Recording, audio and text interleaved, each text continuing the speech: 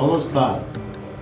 আপনাদের পরিবারের মধ্যে দেখা যায় আজকাল শরীর অসুস্থ লেগেই আছে, একজন না একজন পরিবারের মধ্যে শরীর অসুস্থ হয়ে আছে।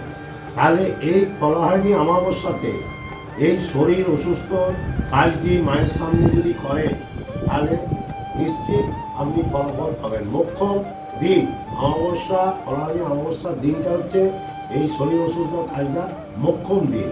আপনারা এই কাজটি করতে পারেন। তাহলে কি করবেন কাজটা হচ্ছে আপনার বাড়ির আশেপাশে বা বাড়ির সামনে যদি কুকুর, গরু এবং কাক যদি পান তাদেরকে কিছু শস্য দানা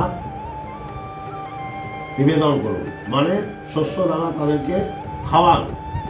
তবে কালো হলে খুবই ভালো হয়, কালো কুকুর, কালো কাক এবং কালো গরু হলে খুবই মঙ্গল হয়।